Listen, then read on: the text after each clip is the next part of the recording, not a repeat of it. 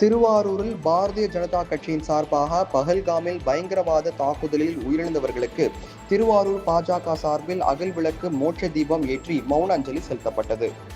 காஷ்மீர் மாநிலத்தில் உள்ள பஹல்காமில் சுற்றுலா பயணிகளை குறிவைத்து பயங்கரவாதிகள் நடத்திய கொடூர தாக்குதலில் 26 பேர் உயிரிழந்தனர். இந்த தாக்குதலுக்கு பல்வேறு தரப்பினரும் கண்டனம் தெரிவித்து வருகின்றனர்.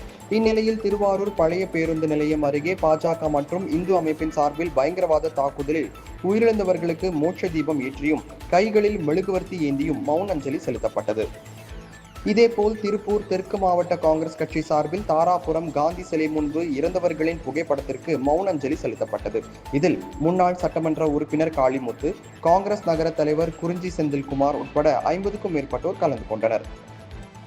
தூத்துக்குடி மாவட்டம் தெற்கு மாவட்ட காங்கிரஸ் கட்சி சார்பில் ஆழ்வார் திருநகரி காமராஜர் சிலை முன்பு நடைபெற்ற அஞ்சலி செலுத்தும் நிகழ்வில் பஹல்காம் பயங்கரவாதத்தை தாக்குதலில் உயிரிழந்த 26 பேருக்கு அஞ்சலி செலுத்தப்பட்டது. மௌன ஊர்வலத்திற்கு காவல்துறை அனுமதி தர மறுத்துவிட்ட நிலையில் இரங்கல் நிகழ்விற்கு பின் காங்கிரசார் கலைந்து சென்றனர். வேலூர் கோட்டையில் உள்ள ஸ்ரீ ஜலகண்டேஸ்வரர் ஆலயத்தில் காஷ்மீரில் தீவிரவாதிகளால் சுட்டுக் கொல்லப்பட்ட 26 பேரின் ஆன்மா சாந்தியடைய வேண்டி வேத மந்திரங்கள் முழங்க மோட்ச தீபம் ஏற்றப்பட்டது. இந்நிகழ்வில் ஏராளமானோர் கலந்து கொண்டு இறந்தவர்களின் ஆன்மா சாந்தி அடைய வேண்டி மலர் தூவி அஞ்சலி செலுத்தினர்.